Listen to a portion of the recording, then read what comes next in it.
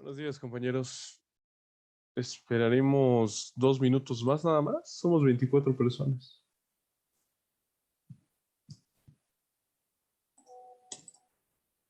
Son 7:03 a las 7:05. ¿Le puedes pasar tú, Luis? Porque si te pido el control remoto no me deja abrir y cerrar mi micro. Gracias. Vamos a comenzar con la cetoacidosis.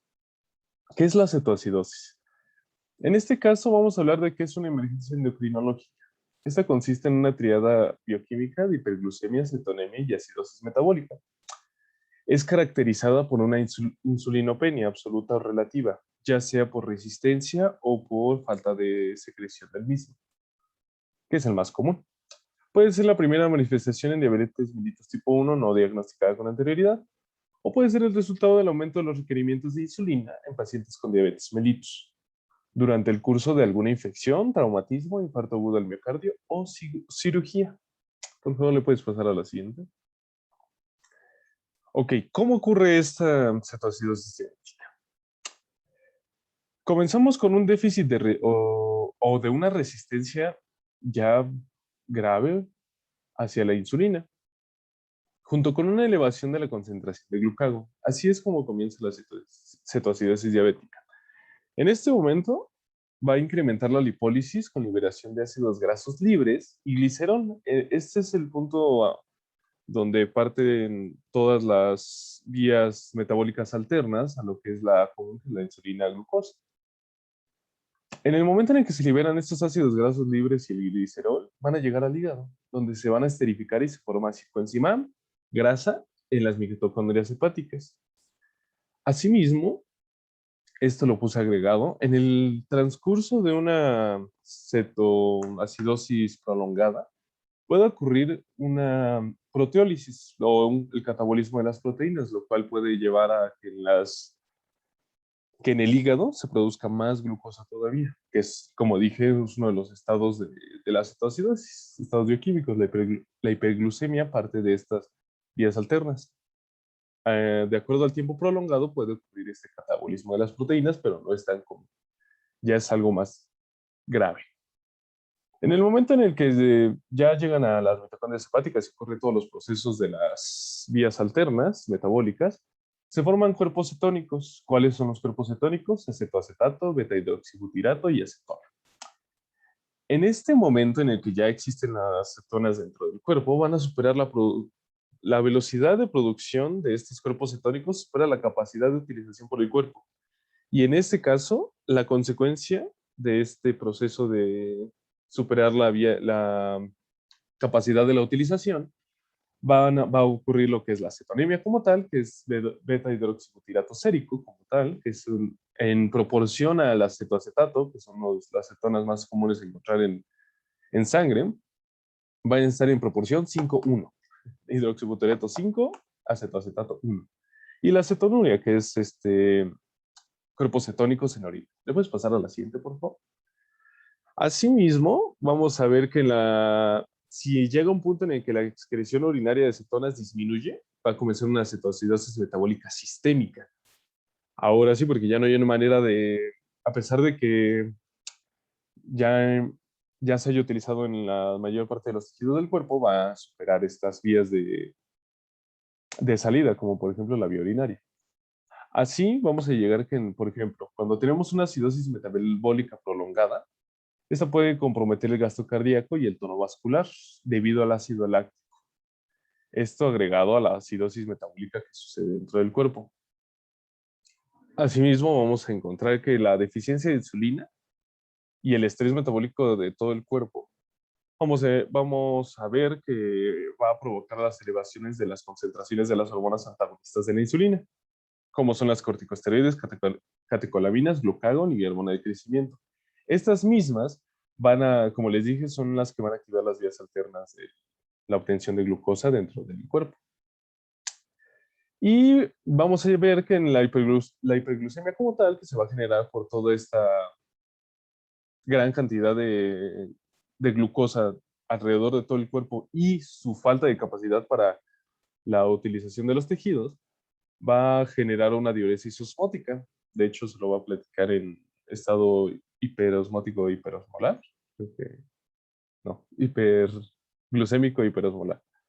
Y lo que va a conducir directamente va a ser la hipovolemia intravascular, que es por la hiperosmolalidad grave. En este caso, esto es muy importante en el caso de la cetoacidosis, porque según el proceso de la reducción de la circulación sanguínea por la hipovolemia intravascular, va a disminuir el riego renal. ¿Y qué es lo que va a suceder ahí?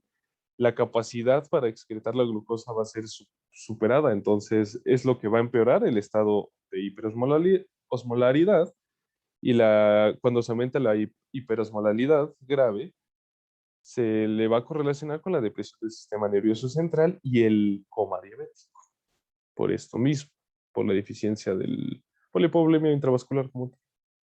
En el esquema, esa es bueno, a grandes rasgos, sin los compuestos, qué es lo que sucede dentro del cuerpo cuando hay una insuficiencia o la ausencia de insulina.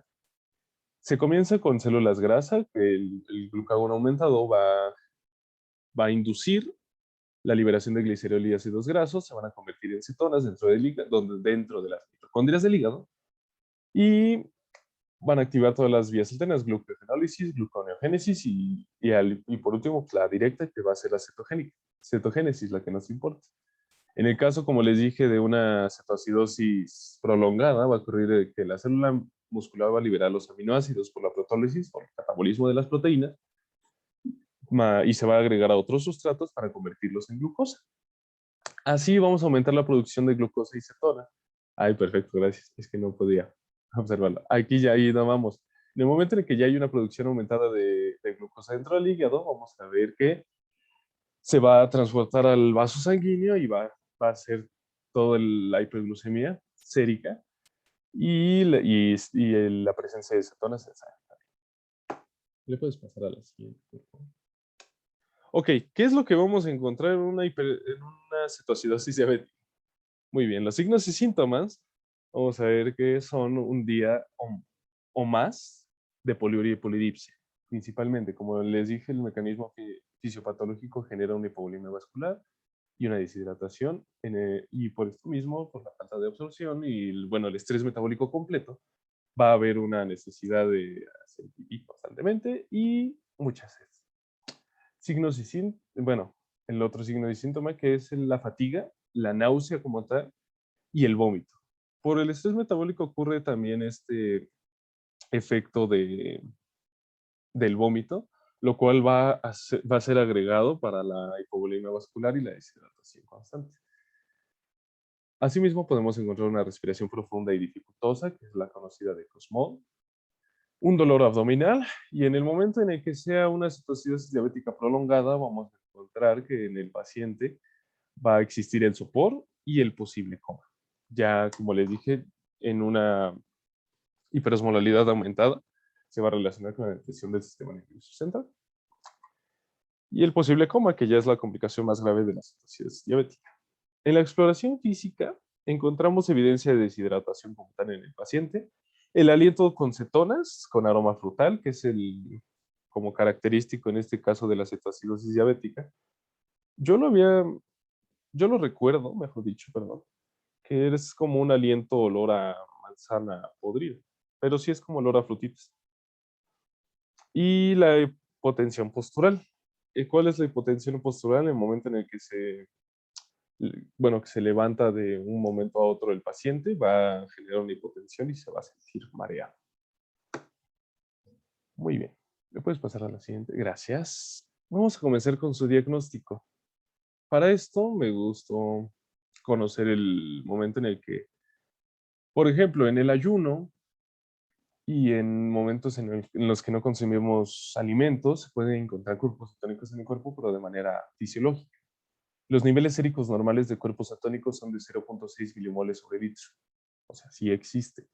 Pero aquí el problema son las concentraciones que podemos llegar a tener de estas. ¿Qué es lo que vamos a encontrar? Ah, mira, me falta quitar eso. Los criterios diagnósticos son pues, la cetonemia, que es el hidroxibutirato en sangre y cetonuria, el pH sérico, que vamos a encontrar acidosis. En el bicarbonato sérico vamos a encontrar menor a 18 milimoles sobre litro. La brecha aniónica elevada, la hiperglucemia mayor a 250 miligramos sobre decilitro. El resto ¿cómo se llaman? Los electrolitos, pero eso es completamente a valor del paciente, de acuerdo a su nivel de deshidratación y la nivel de excreción urinaria, que tiene que ver también con la capacidad de excreción urinaria debido a su circulación sanguínea. Entonces, es dependiendo de cada paciente. ¿Qué vamos a encontrar? Hiperpotasemia de 5 a 8 miliequivalentes sobre litro, hiponatremia leve de cerca de 130 miliequivalentes sobre litro, hiperfosfatemia de 6 a 7 miligramos sobre decilitro y elevaciones de nitrógeno ureico y creatinina en sangre. Aquí tenemos que tomar en cuenta que el diagnóstico diferencial va a ser una cetosis alcohólica, una cetosis por inanición o cualquier acidosis metabólica que eleve la brecha aniónica. Pues, pasar a la siguiente, por favor. Sí, doctor. Buenos días. Buenos días. Bueno, los criterios diagnósticos de acidosis diabética son hiperglucemia, cetonemia o cetonuria y la acidosis metabólica, la cual cuando se analiza la gasometría debe ser una acidosis metabólica de anión GAP elevado. Los otros hallazgos acabas de comentar, como la hipercalemia, la hiponatremia y la elevación de los azuados, son ¿cómo se diría? Son alteraciones asociadas al estado de hipovolemia, ¿ok? No son criterios diagnósticos, son hallazgos que podemos encontrar en un paciente que viene con cetoacidosis. Para hacer el diagnóstico son los que te acabo de mencionar, los que tienes ahí enlistados, ¿ok? Sí, doctor, cierto. Sí, Muy bien, continúa. Gracias, doctor. Sí, eso sí es cierto. La triada es la cetonemia, cetonuria y la anión GAP elevado. Muy bien. Aquí vamos a ver la clasificación de la gravedad de la cetoacidosis en el adulto y en los niños. Aquí se va a dividir el leve, moderado y grave, dependiendo como tal de lo que se encuentra en el pH arterial, en el bicarbonato sérico, que bueno, en la gasometría como tal, las cetonas urinarias, las cetonas séricas, así como el característico de la brecha aniónica, anión GAP, y el estado mental. En el caso de la leve, vamos a encontrar un pH de 7.25 a 7.30, en la moderada de 7 a 7.24 y en el grave ya es menos de 7. De hecho, es uno de los enfoques terapéuticos en el caso de la cetoacidosis graves. El bicarbonato sérico en la leve se va a encontrar de 15 a 18, 10 a 15 en la moderada y menos de 10 en la grave. También aquí en la grave vamos a encontrar que se va a poder, va a ser un enfoque terapéutico el bicarbonato y se va a poder indicar bicarbonato. No es tan fácil indicar bicarbonato.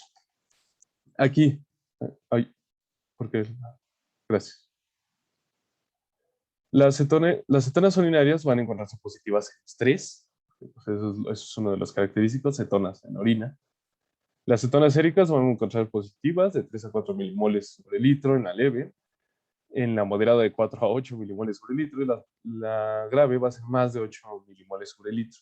Esto, como les dije, ¿cuál es el valor normal de cetonas sérico en sangre? 0.6, entonces sí está muy bajo.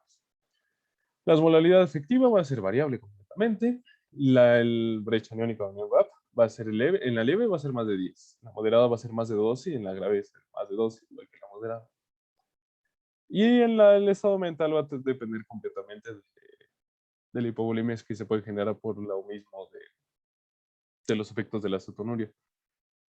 En la leve va a estar alerta todavía, en la moderada va a estar alerta y somnoliento dependiendo de qué tan hacia la leve esté o hacia la grave esté. Y en la grave va a tener foro coma. En la clasificación de gravedad de cetoacidosis en niños es un poquito más rápida porque se va a tomar directamente el pH arterial. En la leve es menos de 7.30, moderada menos de 7.2 y en la grave menos de 7.1. Y el bicarbonato sérico va a ser menos de 15 en la leve, moderado a menos de 10 y en la grave menos de 5. Entonces sí vamos a encontrar un paciente un poquito más complicado de la cetoacidosis diabética porque además, como dije al principio en la definición, es una de las presentaciones de la diabetes mellitus tipo 1 no diagnosticada. De hecho, es uno de los eventos más frecuentes que ocurren en la diabetes mellitus tipo 1 y por lo mismo es una de las maneras de encontrar ese padecimiento. ¿Te puedes pasar a la siguiente, por favor? Muy bien. El tratamiento. El tratamiento, según la guía de práctica clínica, nos indica que debe tratarse en unidades especializadas, especialmente en la unidad de terapia intensiva. En el caso en el que no se pueda tratar en la unidad de terapia intensiva, se puede tratar en urgencias. Las metas terapéuticas, ¿cuáles son? Vamos a ver que por la fisiopatología tenemos que restaurar el volumen plasmático y la perfusión de los tejidos. Vamos a tener que reducir la glucosa en sangre y la osmolalidad a niveles normales. Tenemos que corregir la acidosis, reemplazar la pérdida de electrolitos e identificar y corregir factores precipitantes de esta cetoacidosis. Perdón.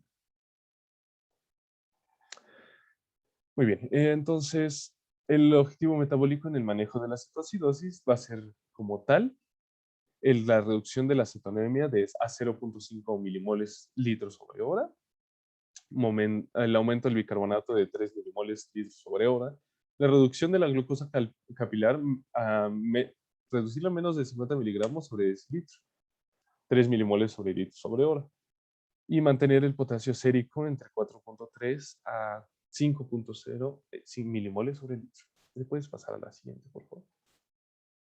Muy bien. ¿Cómo vamos a manejar al adulto?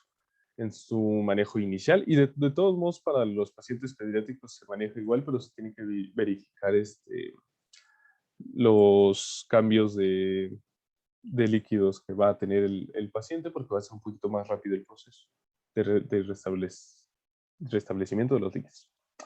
Muy bien, el régimen de reemplazo de líquidos en la cetoacidosis en el adulto, si la presión sistólica es mayor a 90 milímetros sobre mercurio, en adultos, de mercurio, perdón, en adultos, vamos a encontrar que se le va a indicar una solución de cloruro de sodio, solución fisiológica, del 0.9% en un litro.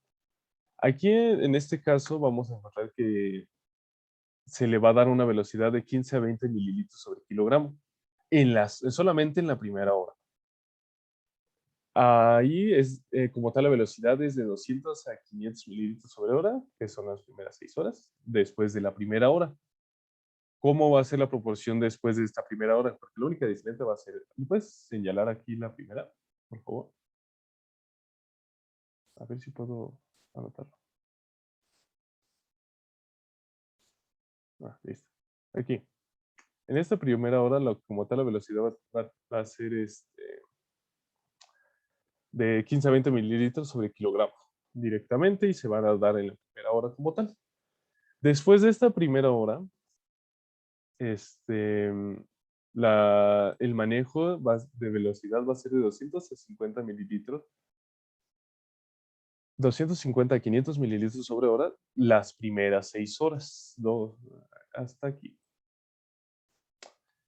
Igual va a ser una solución cloruro al 0.9% sobre un litro, en este caso ya después de la primera hora se le va a agregar cloruro de potasio. Se va a hacer 1000 mililitros para 2 horas, de 4 a 14 mililitros sobre kilogramos. Ya corregida la osmolaridad plasmática y el sodio sérico, se recomienda reajustar las soluciones con baja carga de sodio al 0.45%, ya que esté resuelta la hipotensión, claramente. Después de las 6 horas, ya a partir de aquí, que son cada 4 horas, ya solamente va a ser un restablecimiento un poquito más lento, en el cual va a ser igual solución fisiológica agregado con cloruro de potasio, pero la velocidad va a cambiar de 2 a 4 mililitros sobre kilogramo. Aquí ya se puede hasta considerar, al final de estas 12 horas, se puede considerar cambiar la solución fisiológica por una de 0.45%, tomando en cuenta que ya está corregida la osmolaridad plasmática y el sodio sérico. ¿Qué es lo que pasa cuando tenemos un paciente en estado de choque? Puede requerir una reposición de 1000 a 2000 mililitros sobre hora en las primeras horas, solamente. Puedes pasar a la siguiente, por favor. Gracias. ¿Qué es lo que vamos a indicar? En el paciente con falla renal cardíaca y con falla renal, falla cardíaca, pediátricos y geriátricos, se requiere modificar la velocidad de reposición hídrica y vigilar y evaluar la respuesta del estado osmótico. Este es un poquito más vigilado porque es un poquito más variable. Así también vamos a ver que si la osmolaridad plasmática disminuye de 3 milimoles sobre kilogramo sobre hora, y el sodio sérico está bajo, se va a continuar con la administración de solución salina al 0.9% después de la primera hora. Digo, después de las primeras 6 horas. Y en el caso de que se puede considerar que la reexpansión rápida de volumen extravascular es factor de riesgo para presentar edema cerebral. Entonces sí tenemos que tener cuidado de hacerlo demasiado rápido y tener cuidado con los electrolitos, porque en el momento en el que se vuelva extravascular el ingreso de los líquidos, que un extravascular importante va a ser un factor de riesgo para presentar ese edema cerebral, que también es una posible complicación pero del tratamiento.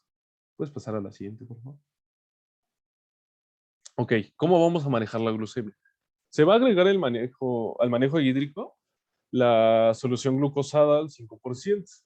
Esta, cuando la glucosa se encuentre debajo de 200 miligramos sobre decilitro. Para evitar, ¿por qué? ¿Por qué se tiene que estar 200 miligramos sobre decilitro?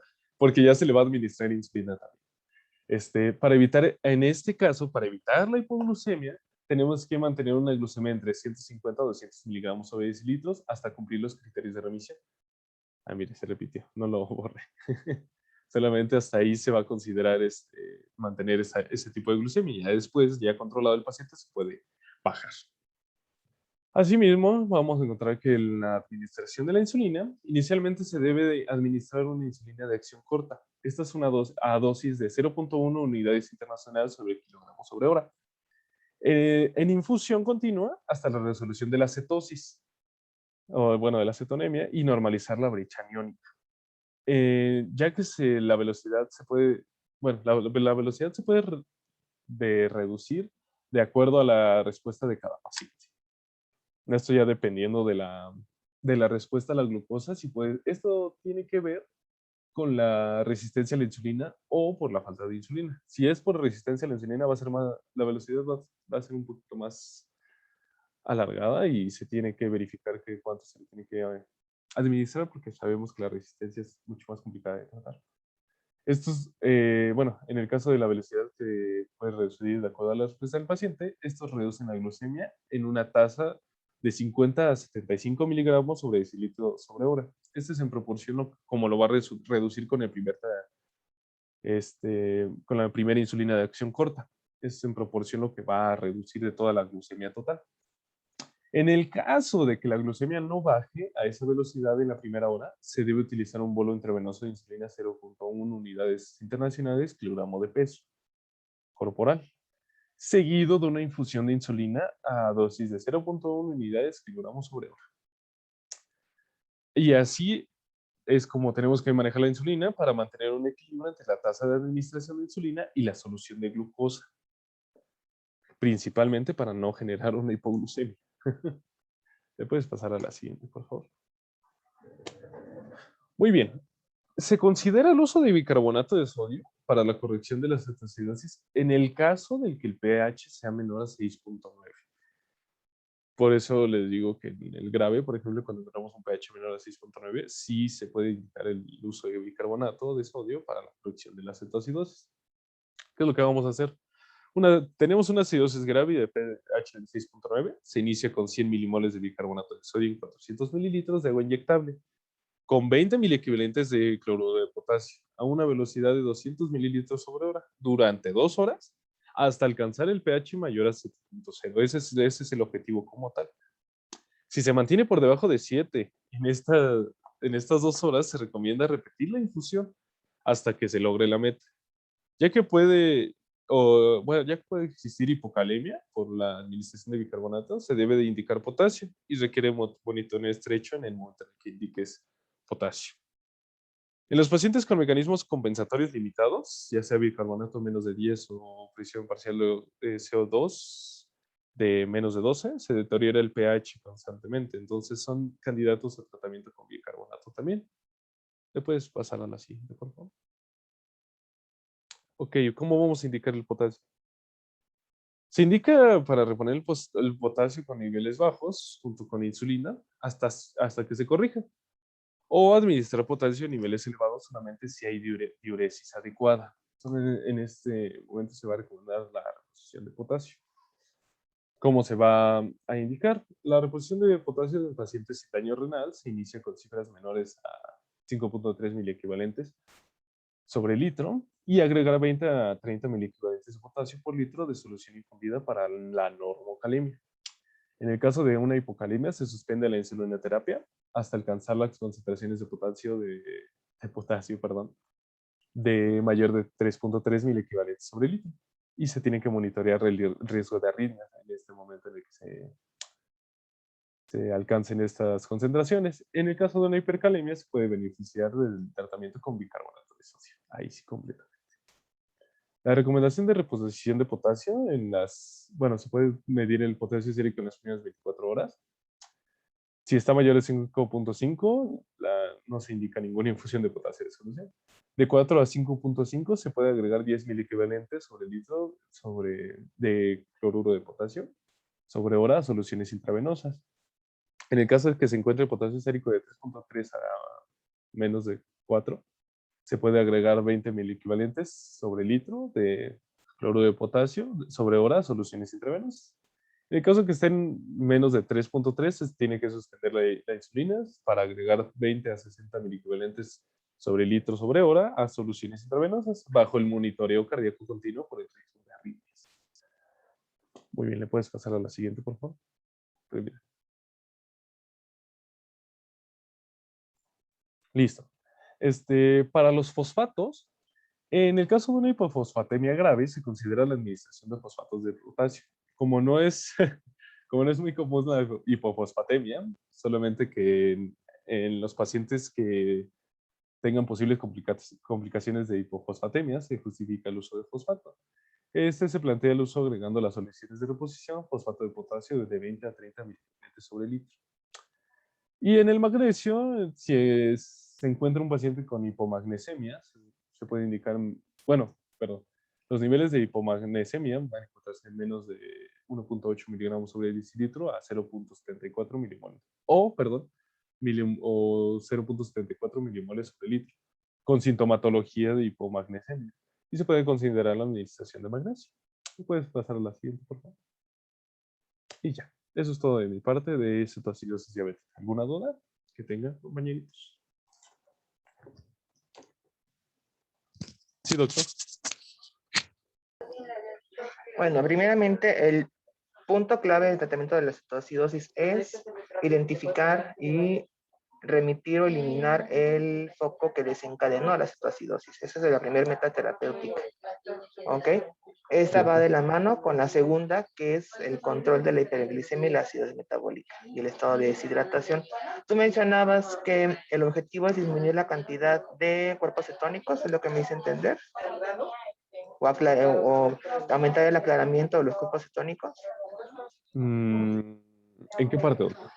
En las primeras diapositivas de tratamiento. Ahí se restablece la volemia a una normovolemia. Exactamente. Pero mencionaba, recuerdo que en las diapositivas ponías eso de los cuerpos cetónicos. Bueno, de entrada, las cetonas, tanto en orina como en sangre, van a tardar varios días en poder quitarlo, en poder dejar de estar detectables. ¿Ok? El objetivo es, primeramente, regresar el estado de hidratación. De hecho, antes de empezar las bombas de infusión de insulina, tenemos que empezar la hidratación. ¿Ok? Y en segunda, como les mencionaba, es identificar qué lo desencadenó. ¿Qué lo desencadenó? Un proceso infeccioso, otros estados agudos importantes, por ejemplo, los pacientes que se infartan y que son diabéticos pueden tener cetoacidosis, claro que sí. Los que tienen pancreatitis aguda, los que tienen un infarto cerebral, un EB6 isquémico. Pero todos los eventos agudos pueden desencadenar una cetoacidosis, pues por eso que se tienen que manejar a la par, debe ser una de las metas terapéuticas. Las otras, que son metas terapéuticas directas de la cetoacidosis, van a ser la normoglucemia, la acidosis y el estado de deshidratación, que bien ya los mencionaste y explicaste de forma adecuada las formas en las que vamos a hacer. Entonces, simplemente los electrolitos, potasio, fósforo y magnesio. Bueno, esto, además de que se infiere que van a modificarse en función del aporte hídrico y de la uresis, nosotros tenemos que, durante el manejo de las situaciones, estar monitorizando los electrolitos y las gasometrías. Así que Lamentablemente para el paciente debemos estarle tomando electrolitos cada 2 o cada hora, dependiendo de cómo estemos hidratando al paciente y detectar los déficits de los mismos en cada toma de muestras de electrolitos séricos. Mencionaban de la reposición de potasio. Bueno, nosotros ya inferimos de desde las guías, desde el 2006 que se implementaron las guías en el diabetes care de manejo de la cetoacidosis, mencionaban que después del tercer litro de hidratación intravenosa, nosotros inferimos que el paciente va a tener de forma secundaria hipocalemia. Y más aún si el paciente se torna más poliúrico en función de la hidratación. Entonces, en todos los estados políticos nosotros tendremos de inferir que el paciente va a tener hipocalemia, y entonces, sobre todo si el paciente va a estar en ayuno y si va a estar con una infusión de insulina. Sabemos que la infusión de insulina también tiene como efecto secundario en estos eventos agudos la producción de hipocalemia. Entonces, nosotros debemos de premeditarlo y agregar potasio en las soluciones. Y a la vez corroborarlo con las muestras séricas. ¿Alguien recuerda cómo se calcula el déficit de potasio? A ver, el que nos está exponiendo el tema. ¿Cómo vas a reponer de forma puntual el potasio en un paciente con hipocalemia? Bueno, en la guía de práctica clínica venía, bueno, de acuerdo a nivel, perdón. Una fórmula seguramente. Ajá, pero ¿qué cree que no la puse? Bueno, pues es que, a ver, vete a la gráfica de potasio, digo, a la ¿Me diapositiva de puedes poner a potasio. la de potasio, Luis, por favor? Muy bien. Aquí mencionas que en función de la cantidad de potasio, es a lo que se refiere. En la tabla que está de la guía de práctica clínica, nosotros inferimos que el paciente va a tener tales cantidades de potasio, o ya las identificamos en las gasometrías, en los electrolitos séricos, y agregamos esa cantidad de miliequivalentes en las soluciones intravenosas.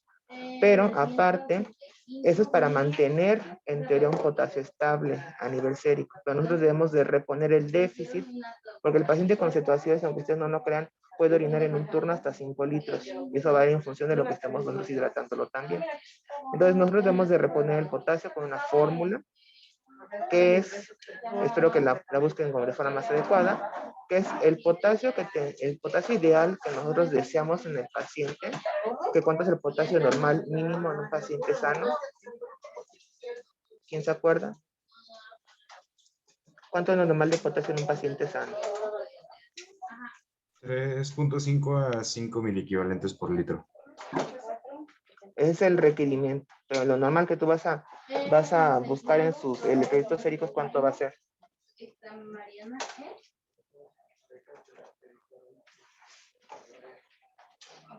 Bueno, lo normal va de 3.5 a 5. Entonces la fórmula la empezamos con 3.5, le restamos lo que estamos nosotros midiendo de forma directa en los electrolitos séricos, que pueden ser lo menos que yo he visto en un paciente es 1. Entonces esa diferencia le vas a multiplicar su peso. Necesitamos saber un aproximado del peso del paciente. Y lo que nos sale es lo que le debemos de reponer el potasio. ¿Ok? Entonces, vamos a poner un ejemplo. A ver quién está escribiendo en la diapositiva. Yo. Entonces, lo normal que queremos tener un paciente son 3.5. Digamos que tu paciente, en un ejemplo, tiene 2. Menos 2. Entonces, ¿cuánto sale ahí? Exactamente. Ahora, a ese paciente, digamos que pesa 80 kilos.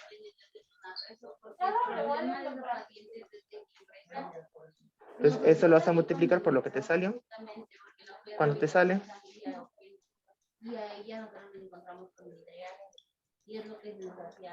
¿120, no? A ver, ¿quién hizo la cuenta? Vamos a ver, aquí tengo la calculadora rápidamente, porque tampoco uno dice que estudia medicina para no hacer cuentas. Y es al revés. Exactamente, 120. Entonces, ese paciente de 80 kilos, para poder llevar ese 2 de potasio a 3.5, que es el mínimo de potasio en un paciente sano, debo de infundirle 120 miliequivalentes de potasio. Obviamente eso lo verán en el tema de hipocalemias. Eso no se lo podemos poner en bolos si no lo matan. Entonces, la velocidad de infusión son 20 milicavalentes por hora. Por hora. Entonces, la velocidad de infusión son 20 milicavalentes por hora. Entonces, esos 120 milicavalentes se los van a infundir en 6 horas. ¿Ok? Y así es como nosotros podemos inferir que el paciente va a tener al menos 3.5 de potasio de forma aguda, obviamente hasta que dejemos de estarlo hidratando de forma intensa, hasta que recupere la vía oral, etcétera. ¿Ok? Entonces, lo de la tabla que nos pone la guía de práctica clínica es útil, pero sí debemos de hacer las mediciones de electrolitos de forma puntual, de forma periódica en este tipo de pacientes, porque obviamente las hipocalemias graves son bastante importantes, pueden matar al paciente, pueden hacernos arritmias, y las hipomagnesiemias graves, yo he visto pacientes con hipomagnesemia grave que convulsionan en el hospital. Entonces, también es pues importante medir los 6 electrolitos en los pacientes: sodio, cloro, potasio, magnesio, calcio y fósforo, porque todos esos se van a ver afectados durante la hidratación en un paciente con cetoacidosis diabética. ¿Ok? En bicarbonato, ¿te puedes pasar a la diapositiva de bicarbonato?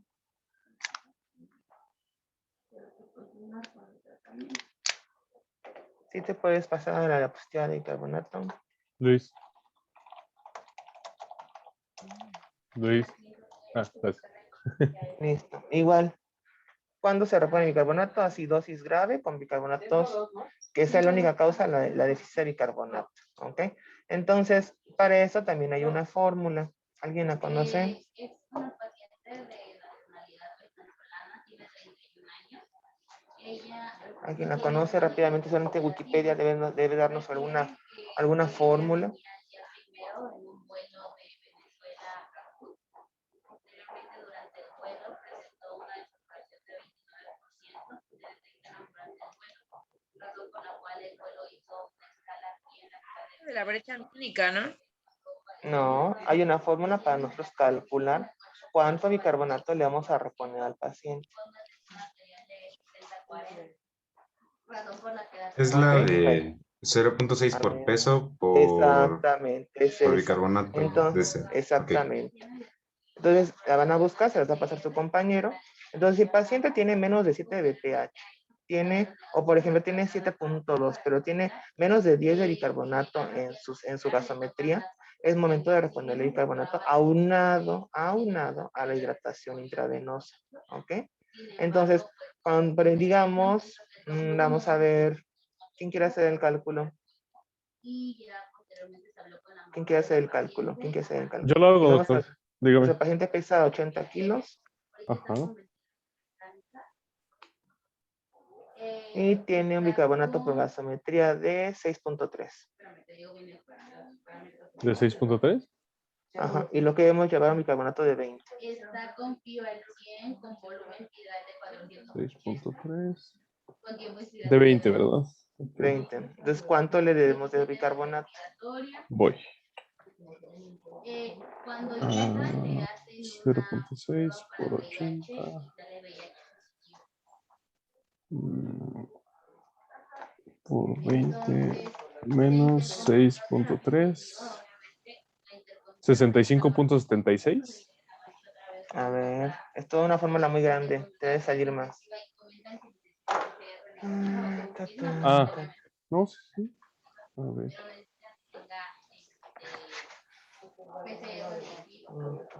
0.6 por 80. 80 por, abres un paréntesis, llevarlo a 20, y tiene Menos menos 6.3, ¿no? 6. Ajá. ¿Cuánto te 657, sale? sí, perdón. 657, ¿no? 657.6. Sí.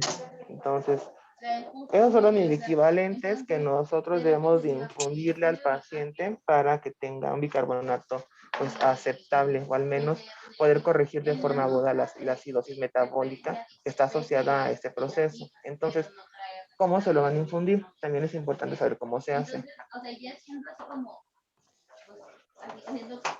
¿Alguien sabe cómo se repone? Lo reponemos dándole Tercio bicarbonato oral. Ok.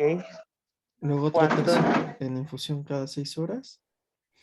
y se toman gases arteriales y si hubo cambio, Exactamente. pues Se si suspende no, y se mantiene la hidratación. Entonces, se divide en tercios, un tercio de forma aguda, se infunde, y el resto se puede dejar en infusión para 24 horas o en función de las gasometrías. ¿Qué puede pasar? ¿Con qué vas a reponer el bicarbonato a tu paciente? ¿Qué presentaciones existen? La de 20 miliequivalentes de cloruro de potasio. A ver, otra vez, bicarbonato. O sea, no Ah, sí, perdón, porque nada más había de 100 milimoles, creo que es esta. No. y menores, pues realmente no cumple la definición operacional. Bueno, entonces primero que nada se hace intravenosa, ¿no? Porque sabemos que hay bicarbonato oral. En este paciente, en ese tipo de pacientes no nos sirve el bicarbonato oral.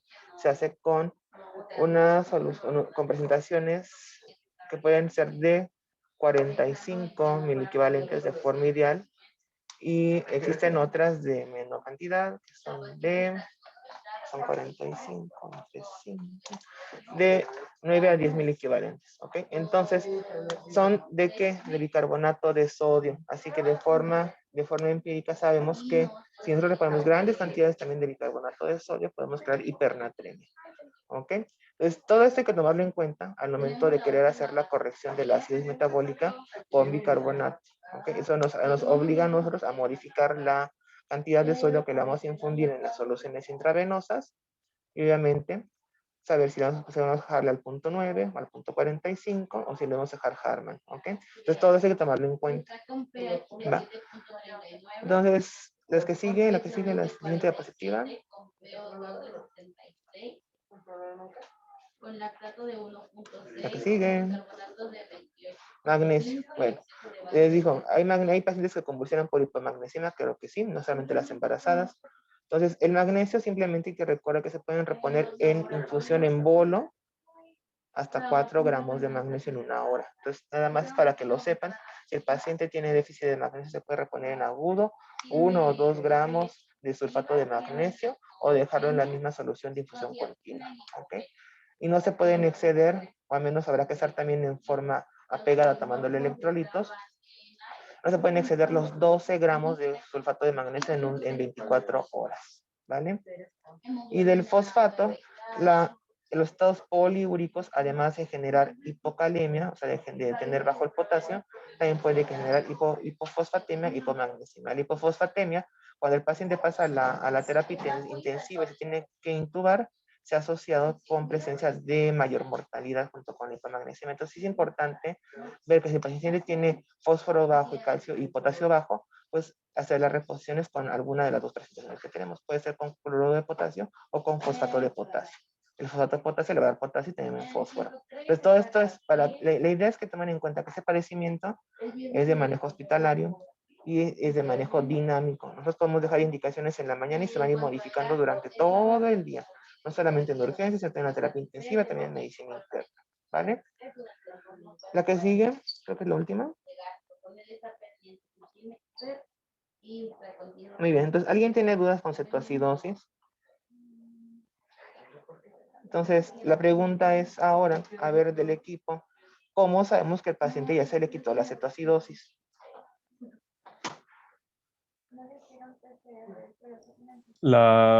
Primero se mide la acidosis metabólica. En el Ok, momento eso del hizo control, ¿cómo lo sabes? por el pH, ¿no? ¿Seguro? ¿Puede tener pH de 7.35 y seguir acidótico?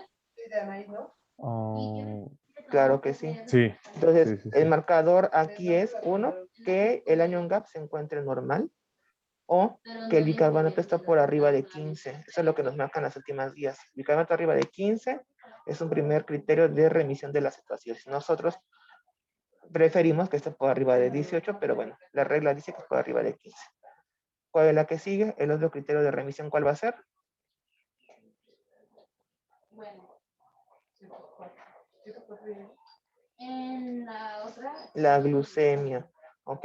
Dejar al paciente en normoglucemia, ¿vale? Para pacientes hospitalizados que esté entre 80 y 180 es normal. Y obviamente aunado con que ya hayamos corregido la acidosis metabólica. Tenemos pacientes que sí, ya tienen 120, 115 de glucosa central, de glucosa capilar, pero siguen acidóticos. Estos pacientes se les deja todavía infusiones de insulina a dosis muy, muy bajas, hasta 1 unidad o 0.5 unidades por hora, en infusión por hora. Y obviamente aunado a hidratación hasta que corrigen la acidosis. ¿Qué es más peligroso, la hiperglucemia o la acidosis? Obviamente va a ser la acidosis. Entonces se corrigen a la par. Ya que logramos que el paciente corrigió la hiperglicemia y la acidosis metabólica, pues suspendemos infusiones de insulina, quitamos la solución glucosada que bien explicaste que después de que el paciente marque 200 en los dextroxis, es momento de hacer el viraje y le damos de comer. Si el paciente no va a poder comer por alguna otra razón, porque siga, por ejemplo, acidótico, pues dejamos ya las infusiones de glucosada al 5%. Entonces, ya el paciente se le pudo retirar todo lo demás, le dejamos dieta y 2 horas antes de suspender la infusión de insulina a la velocidad que haya estado, se le deja el manejo con insulina basal, que puede ser NPH o glargina, ¿vale? Y se le da de comer. Ok, doctor, muchas gracias. Sí, es eso. Muy bien, entonces, eso es a grandes rasgos lo que tenemos que hacer con los pacientes con cetáceos. Para ustedes, lo que les van a preguntar 100% en los exámenes es criterios diagnósticos de cetoacidosis, que cuáles dijimos que son, equipo. ¿Cómo diagnosticamos la Cetonemia, cetoacidosis? cetonuria y anión GAP elevado. Acidosis metabólica de anión elevado Acidosis. e hiperglucemia. Hiperglucemia. Hiperglucemia. Ujú.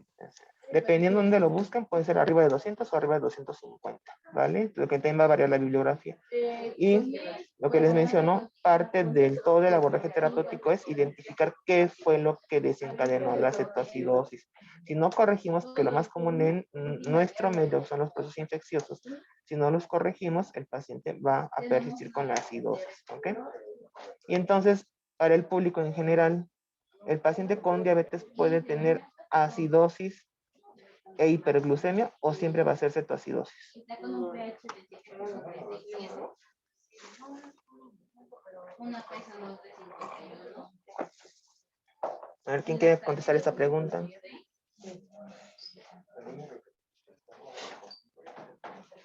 Un bicarbonato de ¿Le puede volver a A ver. repetir, doctor? El paciente con diabetes puede tener acidosis e hiperglucemia o siempre va a ser cetoacidosis.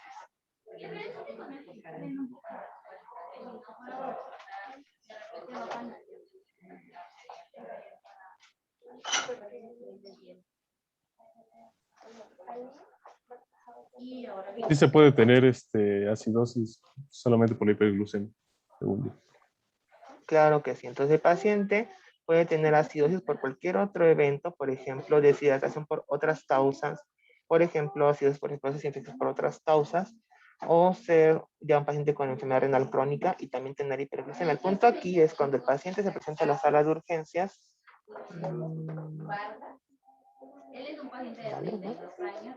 El punto aquí es que cuando el paciente llega con ustedes a urgencias o al centro de salud, etcétera, se le haga el abordaje necesario. Por ejemplo, si pueden comprarse su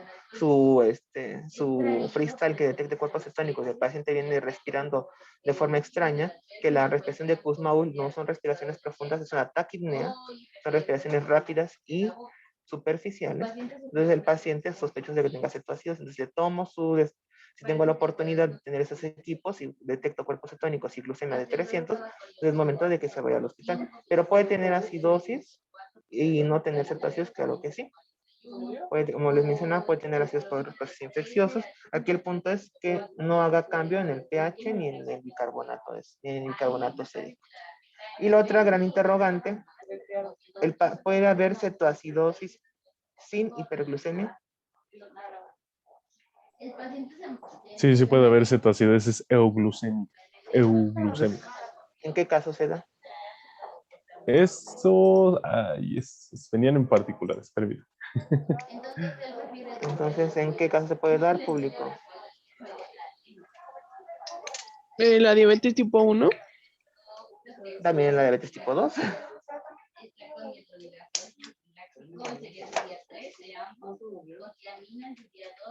Sí, pero como debutando a los pacientes con diabetes tipo 1. Tampoco, también los diabéticos tipo 2.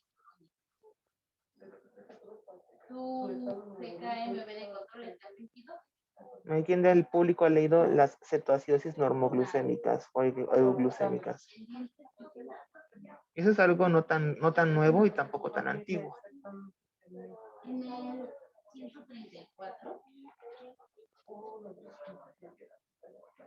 ¿No? Bueno, entonces, como parte de su aprendizaje tendrán que ir a buscar las cetoacidosis normoglucémicas asociadas a la medicación con inhibidores del ISGLT2. Entonces, como también las gestacionales, también las embarazadas, fueron los primeros reportes de cetoacidosis diabética normoglucémica, claro que sí. ¿Quién fue? Vamos a ver, ¿quién lo dijo? Dulce.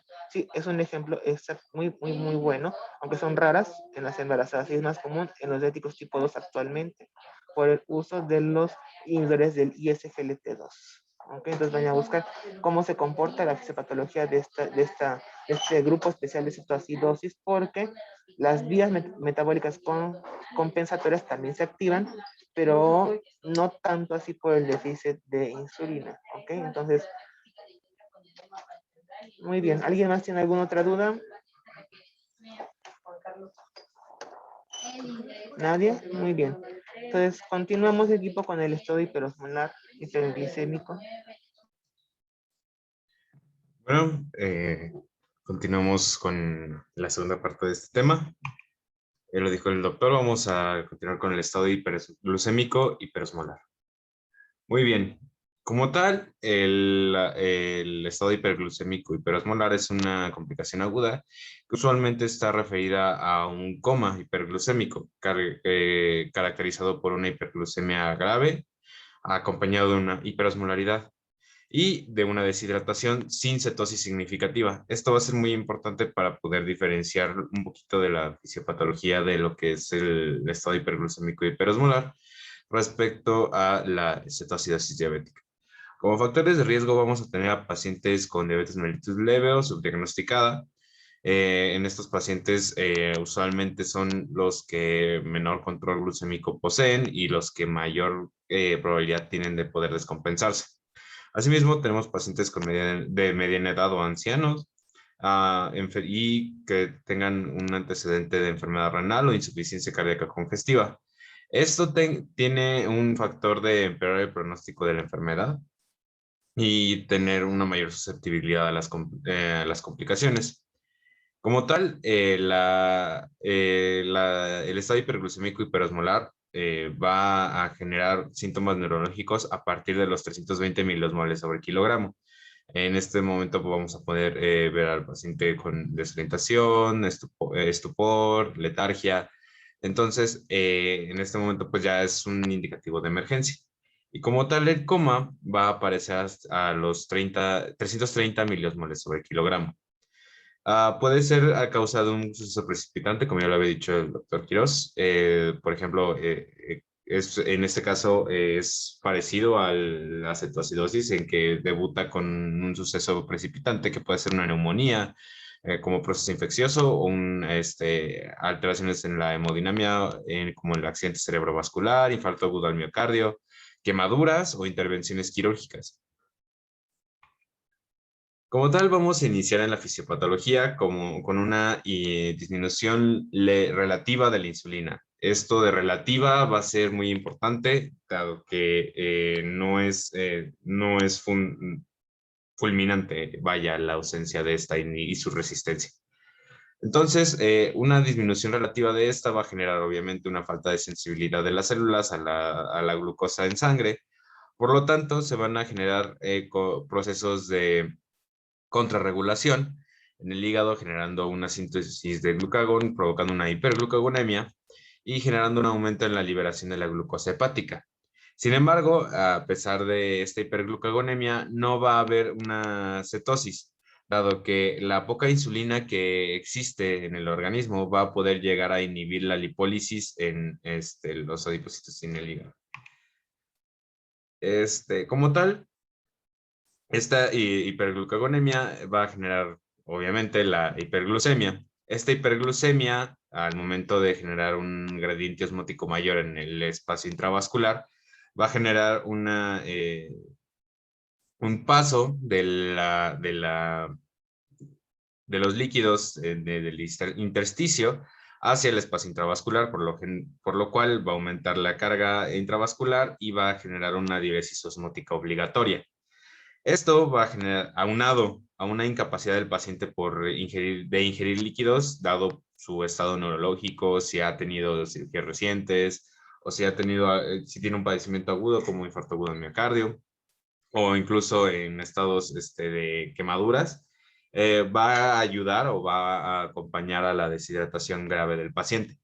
Esta deshidratación grave, tanto por la diuresis como por la incapacidad de poder suministrar adecuadamente los líquidos, nos va a generar una insuficiencia renal. Es decir, ahora que ya soltamos demasiado líquido, ya se excretó demasiado líquido, tenemos una incapacidad de excretar la glucosa que se queda concentrada en el espacio intravascular, lo que también va a aportar a lo que es la hiperglucemia.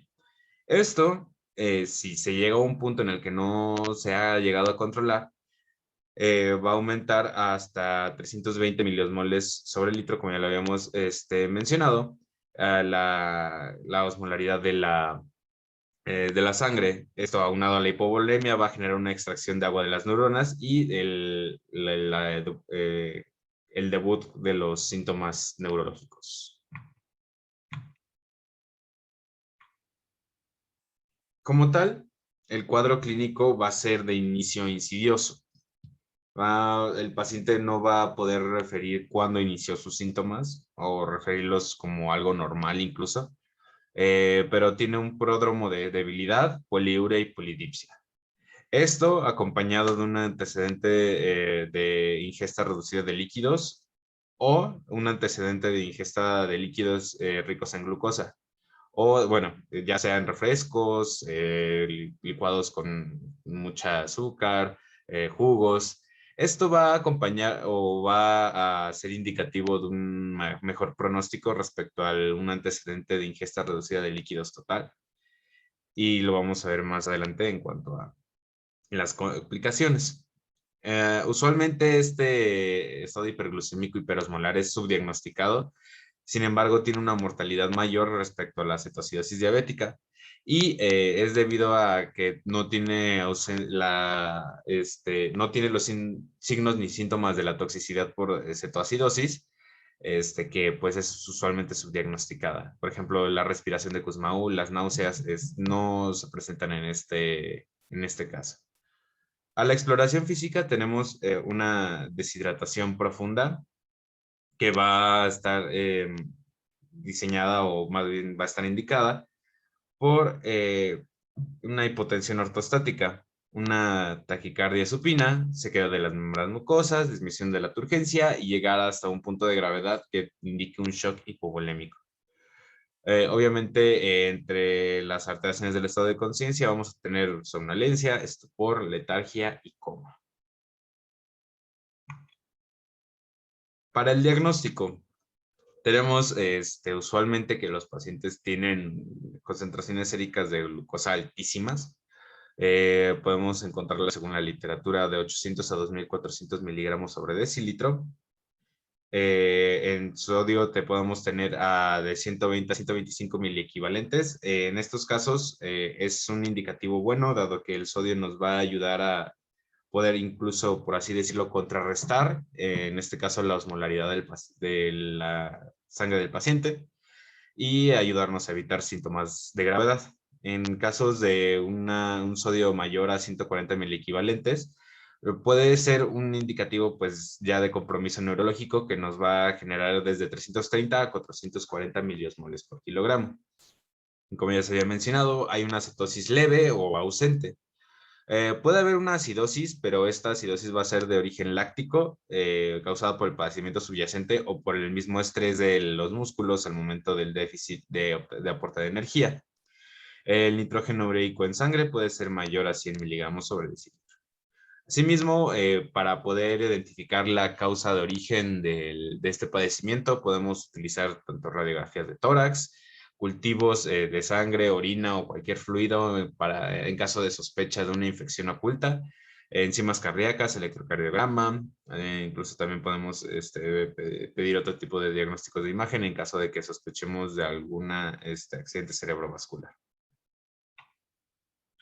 Para el tratamiento va a ser un poco parecido al de cetoacidosis diabética. ¿Qué pasó? Bueno, el diagnóstico, ¿cuál va a ser? Nosotros sospechamos que el paciente tiene estado hiperosmolar con glucosas por derriba de 600. Pero ¿cuál va a ser la forma en que hagamos el diagnóstico?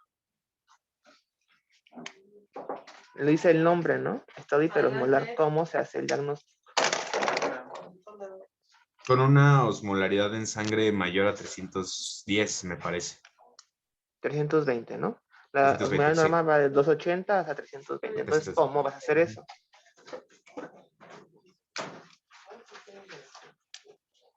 Así es. Estos dos estados de descompensación de la diabetes implican muchos números. ¿Cómo se calcula la osmolaridad sérica efectiva?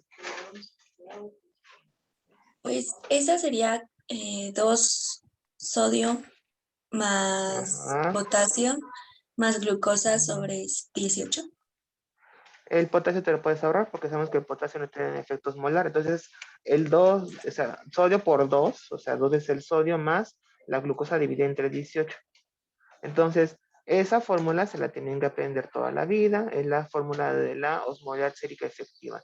¿Por qué efectiva? Porque el sodio y la glucosa son los que mantienen la osmolaridad intravascular en comparación con otros análitos, ¿no? Como la urea, el potasio, los demás electrolitos. Entonces, si el paciente tiene 330 o 340, exactamente, más a la alteración del estado mental, ¿ok? Porque el paciente, dejen terminar esto. ¿A qué iba? Ah, sí. Si el paciente tiene más de 320 de osmolaridad, tiene hiperglucemia obviamente, y tiene alteraciones del estado mental, pues el paciente tiene estado hiperosmolar hiperglucémico, no cetósico. ¿Ok? Entonces, la segunda pregunta es, ¿qué alteraciones tiene el sodio cuando tenemos hiperglicemia?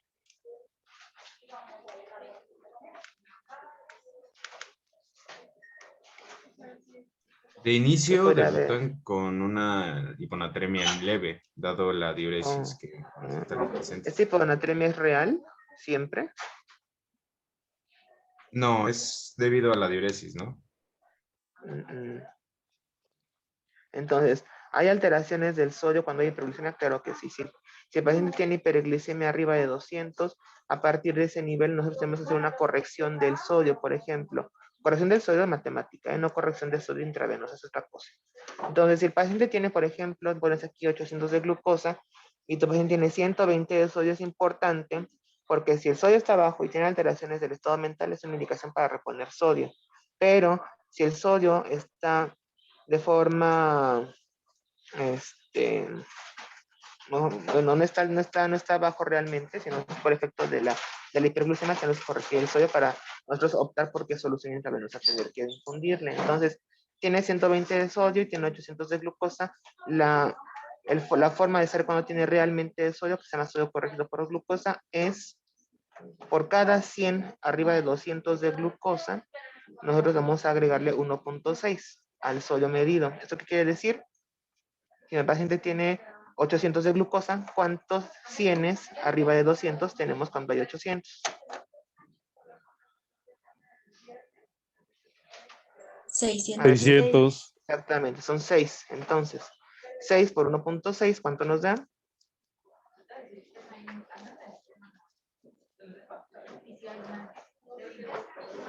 6 por 1.6, ¿cuánto nos da? 9.6. Entonces, nuestro paciente tiene realmente ¿cuánto? Si tiene 120, ¿cuánto tiene entonces?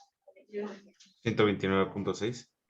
Entonces tiene 130 en general, ¿no? Entonces, lamentablemente tampoco es momento de reponerle sol, sino simplemente utilizar de nueva cuenta la tan famosa solución al 0.9%. ¿Por qué? Porque tenemos el estado de la hiperosmolaridad. Entonces, no solamente el sodio está explicando las alteraciones del estado mental del paciente, ¿ok?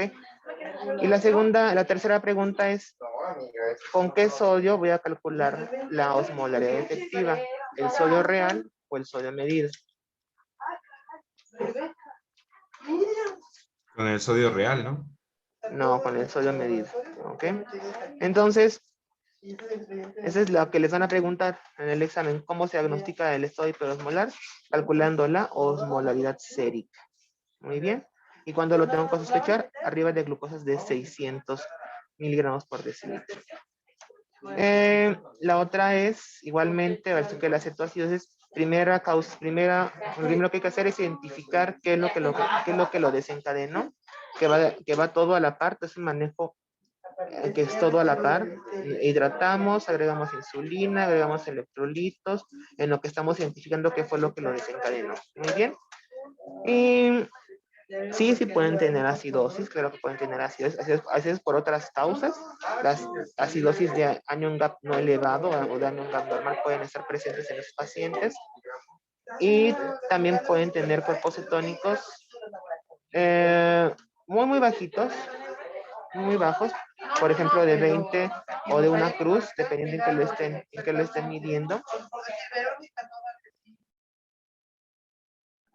Y la otra es que actualmente la pregunta es, entonces, ¿qué tiene el paciente? ¿Tiene cetoacidosis o tiene estado hiperosmolar o tiene las dos cosas? Pues bueno, en este tipo de casos nos quedamos con el estado hiperosmolar, ¿ok? Sobre todo cuando la presentación es como la estamos observando, ¿no? ¿Dudas con diagnóstico? ¿Dudas con diagnóstico alguien? No. A ver, ¿qué viene aquí en el chat? Ah, exactamente, ¿no? Lo que decía está Dulce. Muy bien. Entonces, ahora sí, ya sabemos cómo se diagnostica. Ahora vamos a ver cómo se trata. Continúa.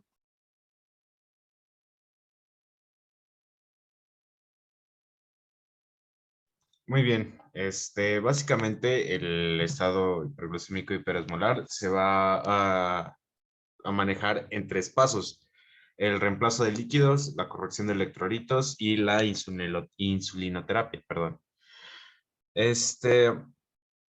Obviamente, así como en los pacientes con cetoacidosis diabética, siempre hay que estar evaluándolos continuamente, siempre monitorizando la cantidad, tipo de líquidos y los signos vitales de los mismos. Y como ya lo dijo el doctor, pues desgraciadamente los vamos a tener que estar picando constantemente para poder incluso ver también los niveles de electrolitos, para poder, pues, básicamente tener un mejor control del paciente, ¿no? Como tal, el reemplazo de líquidos, tenemos que en el estado hiperglucémico hiperosmolar tenemos de pérdidas de hasta 100 a 200 mililitros por kilogramo, que esto se calcula en promedio pues de 9 a 10 litros perdidos.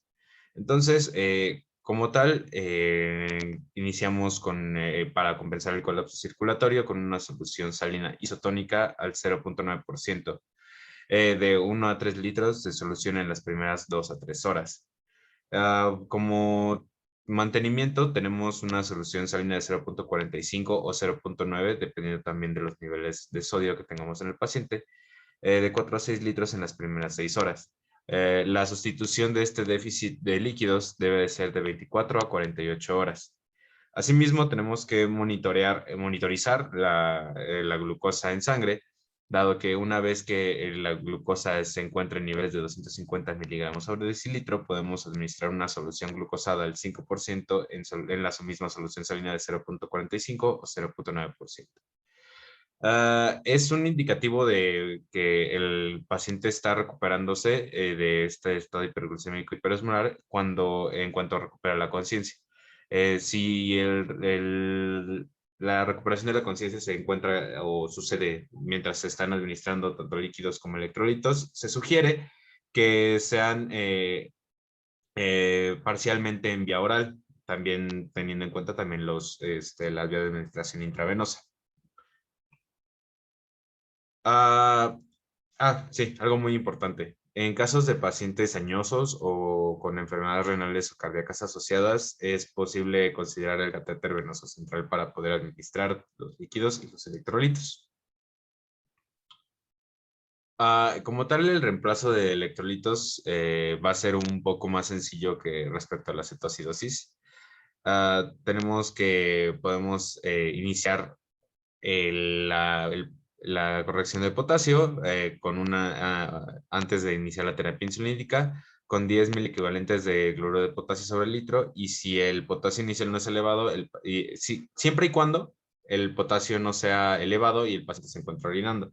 Hay que recordar la tabla que nos había mandado con anterioridad, o más bien nos había enseñado David, para poder corregir el potasio de manera adecuada. Igualmente el fósforo siempre y cuando sea menor a 1 miligramo sobre el litro durante la insulinoterapia, se puede utilizar vía intravenosa, igual que en las mismas concentraciones que en la cetoacidosis, de 20 a 30 miliequivalentes.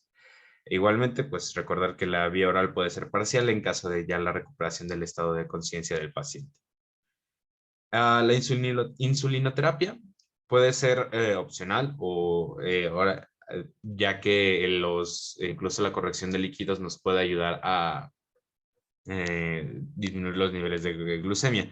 Sin embargo, pues aún así hay que recordar que las células necesitan sensibilizarse a la glucosa para poder mantener esos niveles adecuados.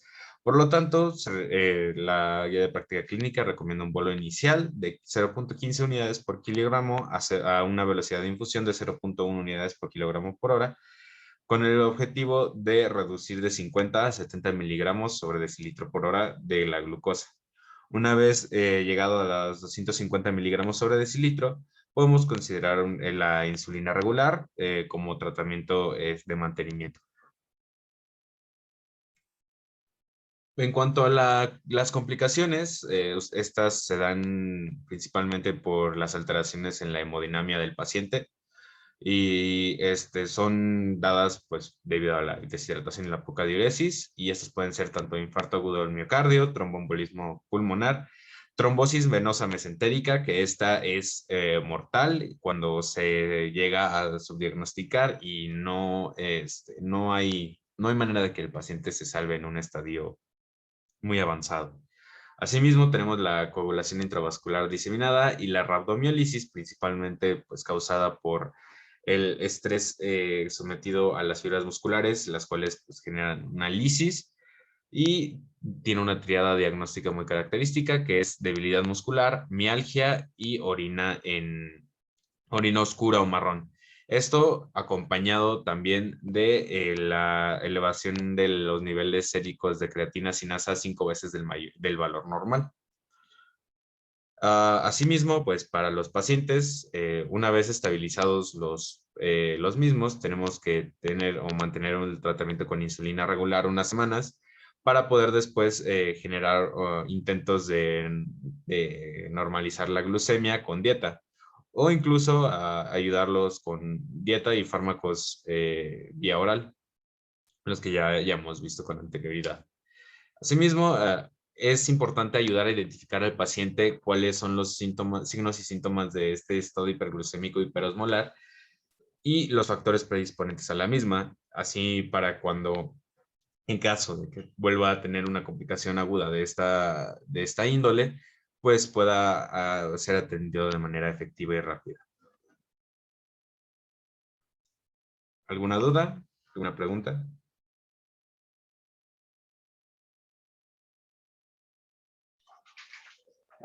No, estuvo bien, ¿no? De hiperosmolar. Nada más hay que recordar que todas las alteraciones, las complicaciones graves son secundarias al estado tal cual de hiperosmolaridad. La hiperosmolaridad es un estado procoagulante y además la CID es casi siempre secundaria a el desencadenante de la descompensación, sobre todo si fue un proceso infeccioso. Entonces, hay que recordar esto. Lo fundamental, a lo contrario de la cetoacidosis, es la hidratación. Los pacientes cursan seguramente con semanas de estar poliúricos, y poliúricos así va hasta 5 litros por día de orina. Y obviamente son pacientes, como bien mencionabas al inicio, que son, eso de diabetes mellitus leves, eso no existe, son pacientes con descontrol crónico, crónico. Es muy, afortunadamente son de las descompensaciones poco frecuentes de la diabetes mellitus tipo 2, y también le puede pasar al tipo 1, cada vez menos frecuente en ellos, en cual el paciente pues tiene un descontrol crónico. Son de los clásicos pacientes que cursan por la vida con 500 de glucosa por la calle y sin ningún otro síntoma, hasta que tienen una alteración de la osmolaridad. Entonces, hay que recordar, eso es fundamental aquí, el tratamiento con la hidratación intravenosa. Aquí en lo de post-estabilización, pues bueno, igual que en la cetoacidosis, una vez que el paciente pueda comer y ya no esté con las infusiones, podemos trasladarlo a la insulina basal subcutánea sin ningún problema. Aquí el problema, y como lo hemos dicho aquí en el hospital, es que los pacientes vienen tan mal, que a veces no sabemos qué es lo que tiene del estado de alerta. Si el estado de alerta es explicado por la hiperosmolaridad, o el estado de alerta es el cuadro clínico del que descompensó la diabetes. Por ejemplo, pacientes con EBCs isquémicos que pues obviamente tienen pérdida del estado de alerta y pues vienen al hospital no por el EBC isquémico.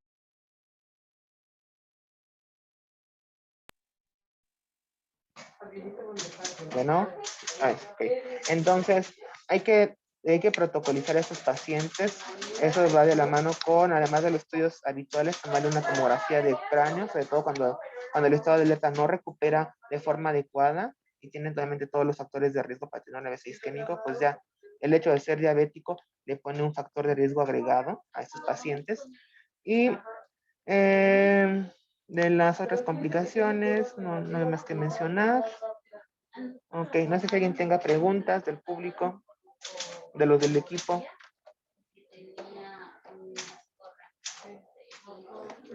No, ¿Nadie? doctor, A creo ver, que no. muy bien. Continúen, ya para terminar con hipoglucemia. Entonces, como ya mencionó el doctor, seguiremos hablando de hipoglucemias. ¿Me puedes dar a la siguiente, por favor? Entonces, la definición va de acuerdo a la triada de Whipple, lo cual es una condición en la que aparecen síntomas autonómicos o neuroglucopénicos, un nivel bajo de glucemia y mejoría sintomática de la hipoglucemia tras la terapia con hidratos de carbono. Lo de los síntomas, ahorita lo veremos. Entonces, factores de riesgo que van a tener estas personas es la edad avanzada, una mayor dosis de insulina, regularmente es con tratamientos, puede ser por secretagogos o insulina inyectable, un menor ingreso de glucosa exógena, esto es en cuanto a la alimentación, que dejen de consumir algunos carbohidratos, una mayor glucosa insulino dependiente, esto se refiere a que realicen ejercicio, mayor sensibilidad a la insulina, esto se ve regularmente cuando tenemos un paciente que lo estamos tratando por diabetes, con insulinas y baja de peso. Entonces va a haber una sensibilización a la insulina y esto pues nos va a provocar eh, que se baje la glucemia en sangre. Una menor producción de glucosa. Esto regularmente se asocia con el alcohol y una menor eliminación de la insulina puede ser tanto por problemas enzimáticos como por problemas renales. En la siguiente, por favor. En cuanto a la fisiopatología, pues como va a estar incrementada la insulina, esto va a hacer que nuestra glucosa arterial disminuya. Entonces, esto van a tener dos reacciones, tanto en páncreas como en cerebro. Primero empezaremos con las del páncreas. En el páncreas, esto va a provocar que la insulina disminuya porque, bueno, el páncreas siente que la glucemia bajó en las arterias, entonces produce menos insulina y además por el sistema nervioso central le va a dar la señal de que produzca menos insulina y a su mismo tiempo va a incrementar el glucagón por las mismas situaciones, además de que pues la disminución de la insulina. Esto le va a mandar una señal al hígado que produzca más glucosa mediante la gluconeogénesis y mediante la glucogenólisis. De aquí, esto va a hacer que se incremente la glucosa arterial y pues bueno, este es el sistema de regulación que tiene el páncreas. Después, en el cerebro, va a sentir esa glucosa arterial disminuida y nos va a mandar una señal primero a la hipófisis. La hipófisis va a producir ACTH, la cual va a llegar a la corteza suprarrenal y va a producir cortisol. Posteriormente, también va a producir un aumento de la hormona del crecimiento, lo cual va a tener una corriente simpático suprarrenal y también va a tener función en la médula suprarrenal y en las neuronas postganglionares simpáticas.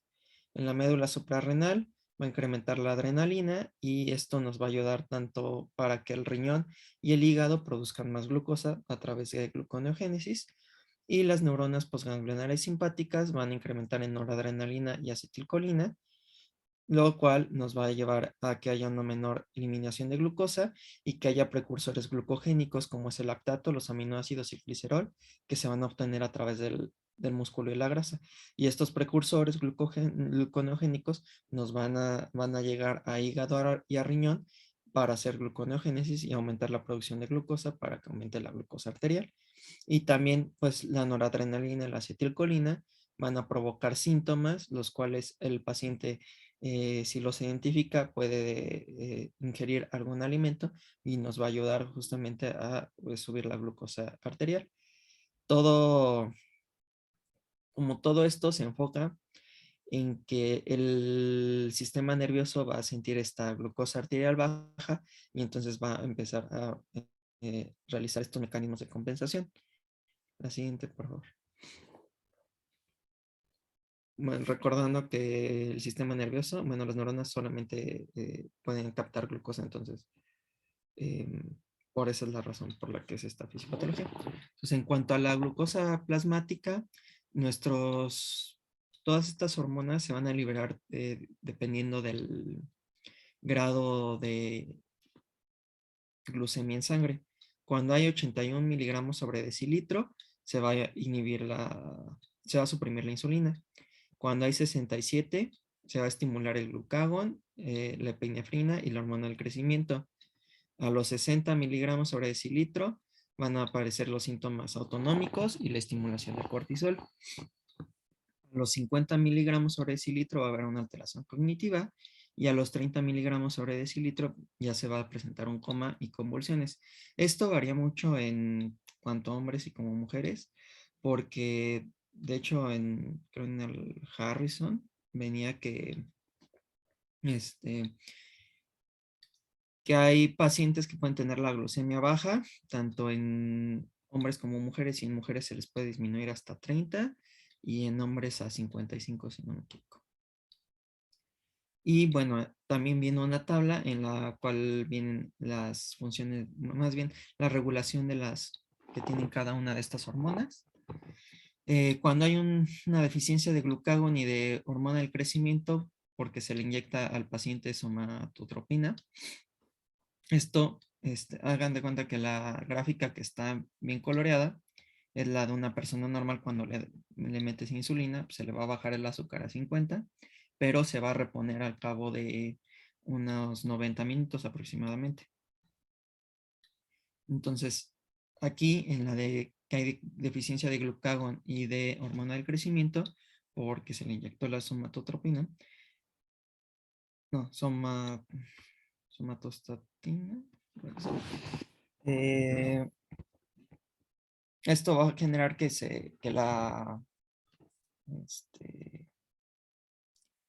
la glucosa regrese a su estado normal de una manera más lenta. Entonces va a tardar 120 minutos aproximadamente en regresar a un nivel de 90. En cuanto a la deficiencia de glucagón, aquí se vuelve a inyectar somatotropina y se le va a inyectar además hormona del crecimiento para que nada más haya una deficiencia de glucagón. Y aquí se denota que igualmente se va a tardar como 120 minutos en regresar a un nivel de 90 miligramos sobre decilitro de glucosa en sangre. Pero se ve que, por ejemplo, en una deficiencia de hormona del crecimiento, pero si hay glucagón, en verdad no hay mayor diferencia en cuanto a una persona que no está inhibida con la hormona del crecimiento. Entonces, se va a ver que a los 90 minutos aproximadamente ya se va a reponer este estado de hipoglucemia. Y pues estos tablas que vienen abajo vienen más con una deficiencia de epinefrina o bloqueo de alfa o beta adrenérgicos. Y pues aquí como el glucagón permanece, no va a haber mayor diferencia. Pero en la gráfica E, como hay una deficiencia de glucagón y además la deficiencia del bloqueo de los alfa y beta adrenérgicos, sí se ve que va a tardar demasiado en regresar a una glucemia normal. Y pues cuando hay una deficiencia de glucagón y una deficiencia de epinefrina, estos niveles van a bajar demasiado y después sí se van a reponer, pero también va a tardar demasiado tiempo en reponerse. El siguiente, por favor. Y bueno, aquí les puse qué iba a hacer cada una de las hormonas y neurotransmisores para contrarregular esta hipoglucemia. Todo esto pues son mecanismos fisiológicos de regulación de la hipoglucemia. Entonces, primero se va a disminuir la insulina, lo cual va a provocar glucogenólisis, perdón, va a generar lipólisis, una gluconeogénesis, cetogénesis y va a evitar que el músculo consuma glucosa hepática. Entonces, todo esto nos va a generar que se aumente nuestra glucosa en sangre. El glucagón va a utilizar gluconeogénesis en el hígado y va a disminuir la insulina. Algo que se me olvidó mencionar de la insulina es que la gluconeogénesis va a ser va a estimular, bueno, la disminución de la insulina va a estimular tanto gluconeogénesis en hígado como en riñón.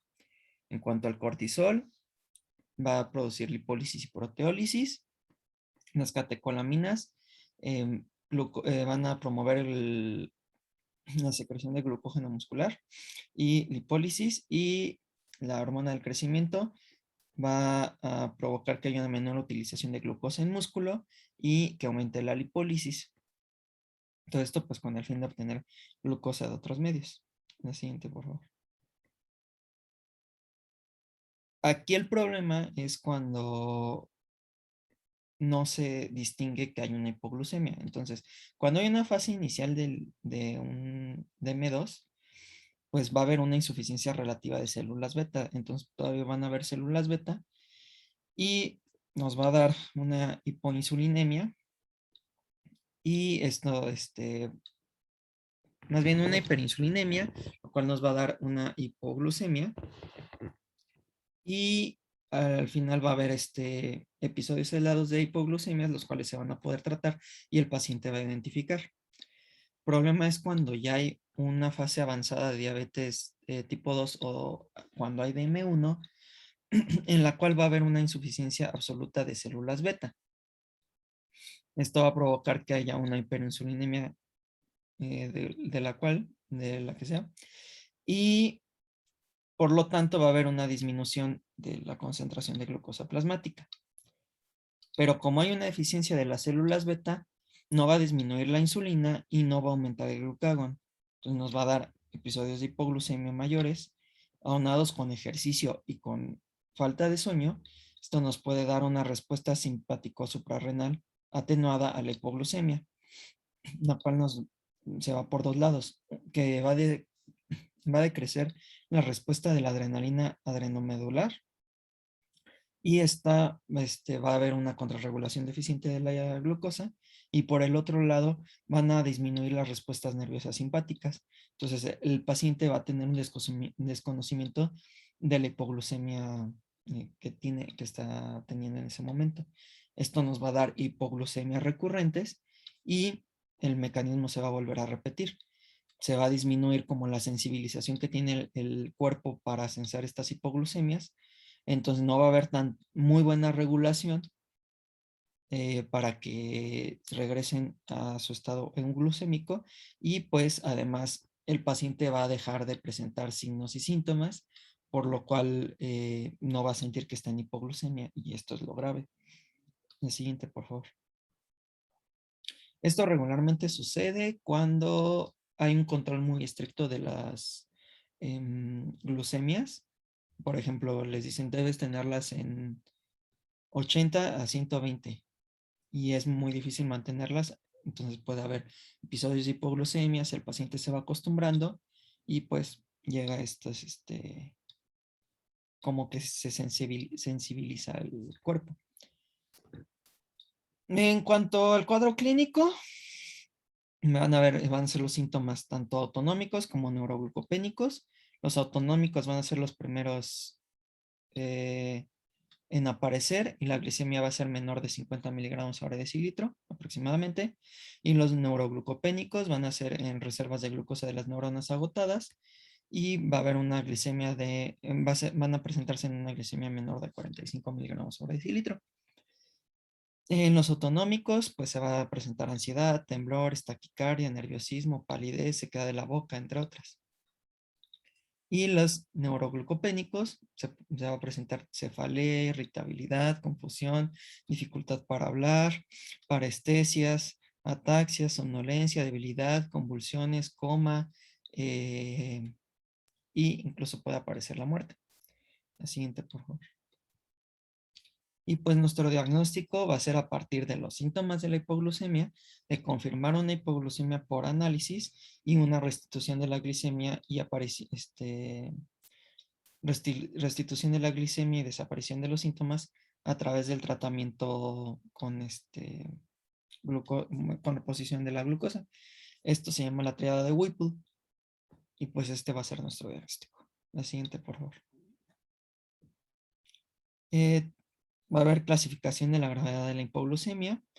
En un nivel 1 va a ser un nivel bajo para tratar con carbohidratos de acción rápida y pues realizar un ajuste de los hipoglucemiantes, tanto pueden ser secretagogos como insulinas inyectables. Y bueno, esta es la clasificación del ADA. El nivel 2 va a ser un nivel suficiente bajo como para indicar hipoglucemia seria y clínicamente importante para ser reportada en ensayos clínicos. Esto va a ser menor a 54 miligramos sobre decilitro.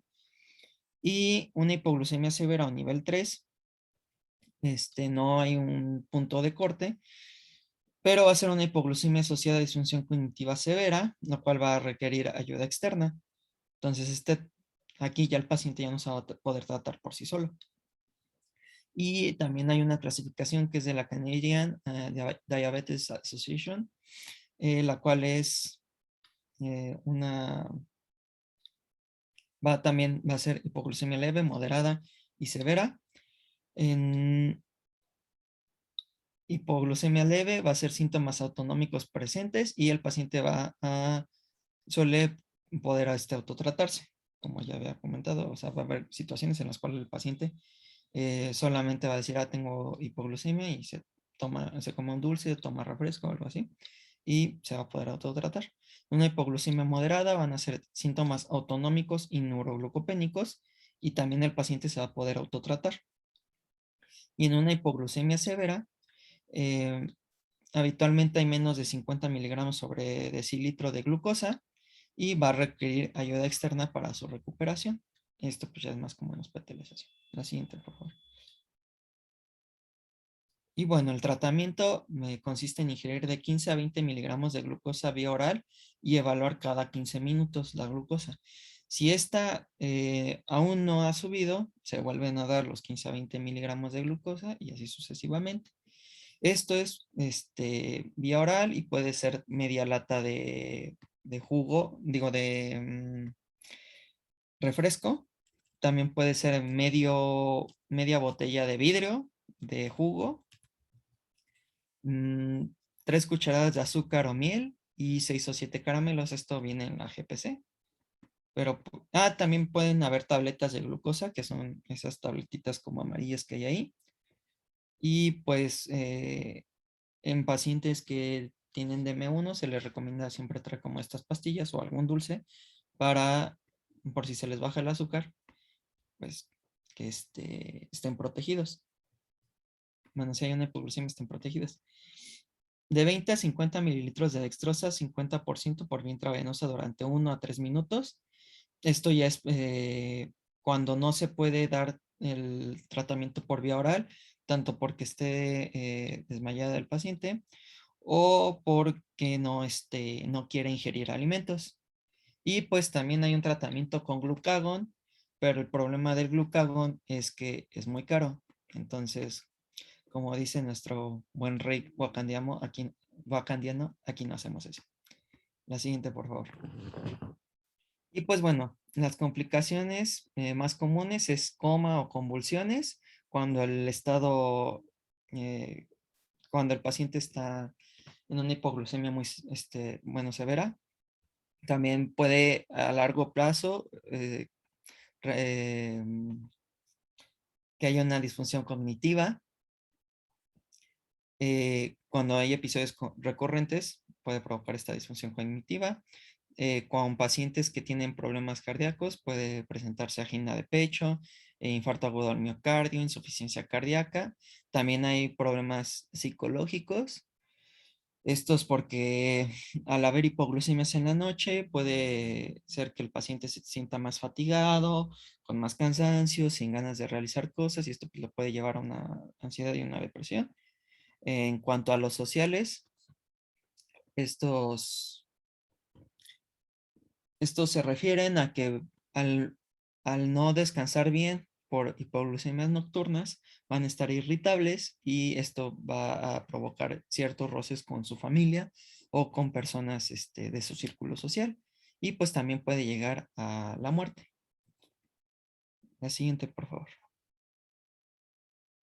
Y bueno, aquí están nuestras referencias. Y ya sería todo. No sé si hay alguna duda, algún comentario.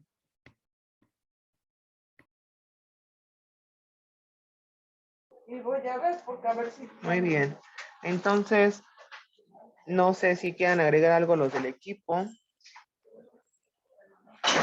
¿Algún comentario extra que les llamó la atención de esos tres temas?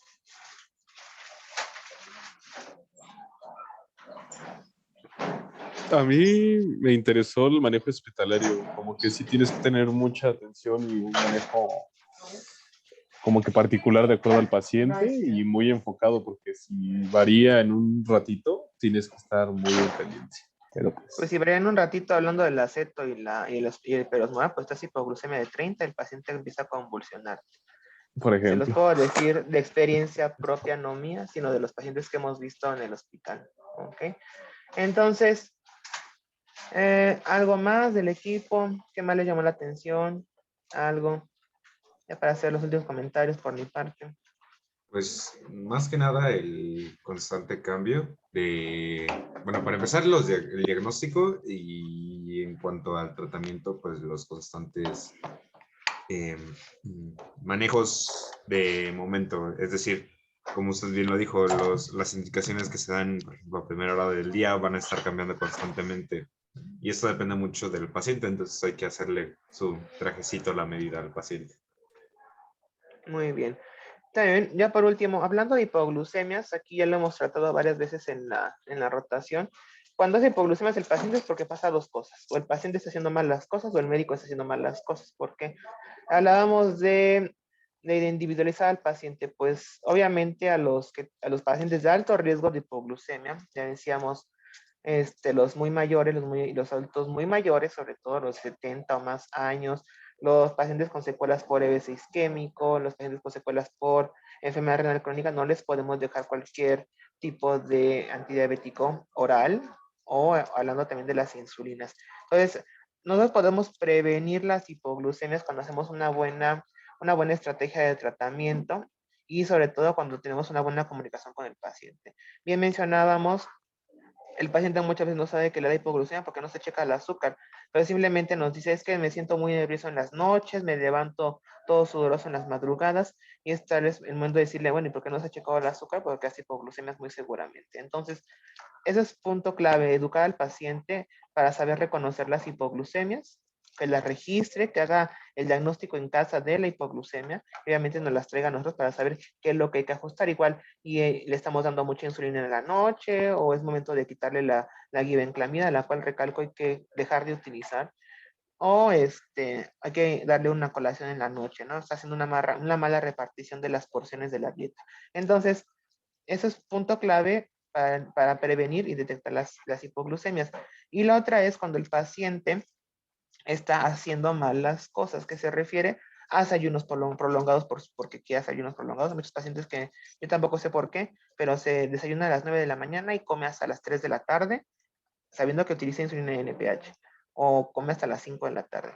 O, por ejemplo, no se confunde, o no sé por qué se confunda, mejor dicho, y aplica mal las insulinas, se aplica la menor cantidad en la mañana y se aplica la cantidad mayor, hablando del NPH, por las noches, o en lugar de comprar insulina lenta, compra NPH o compra rápida. Hay pacientes que no sé por qué, pero les indicamos un tipo de insulina y se aplican insulina de acción rápida en grandes cantidades, y eso simplemente nos habla de que el descontrol es más importante de lo que nosotros pensamos, porque no les da hipoglucemia, pero simplemente se aplican hasta 50 unidades de insulina de acción rápida y no les pasa nada. Entonces, eso simplemente es tener una buena comunicación con el paciente y saber qué es lo que está haciendo, y obviamente que nos lo diga a nosotros. Y hablando de los manejos en casa, pues, muchas de las hipoglucemias son en casa. Pues obviamente si el paciente no tiene pérdida del estado de alerta, no está convulsionando, pues que si se siente mal y se checa la glucosa tiene 50, pues se coma lo que bien nos mencionaba su compañero. La lata de refresco, esa hay que tratar de quitarla por el jugo de fruta. La hada nos menciona que son 200 mililitros de zumo de fruta, de jugo de naranja o de manzana, porque si le damos refresco, pues más que azúcar, tiene una gran cantidad de sodio y pues a largo plazo es contraproducente. Entonces, también hay que tratar de cambiar eso de la lata de jugo de refresco por la de jugo de fruta, 200 mililitros. Los caramelos y las 3 cucharadas de azúcar están perfectos. Y obviamente tener como conocimiento que se les puede dar el tratamiento con glucagon, lo cual pues al menos aquí en México, en muchas de las instituciones, pues no hacemos, porque pues el paciente no lo puede costear y no lo tenemos en los cuadros de medicación básicas. ¿Ok? No sé si hay algún comentario o pregunta. ¿Todo bien, doctor? Ah, No, doctor. muy bien. Del público en general, No, ¿alguien que tenga alguna duda? ¿Ya son expertos en cetoacidosis? Yo espero que sí, porque eso es de lo más común que van a ver.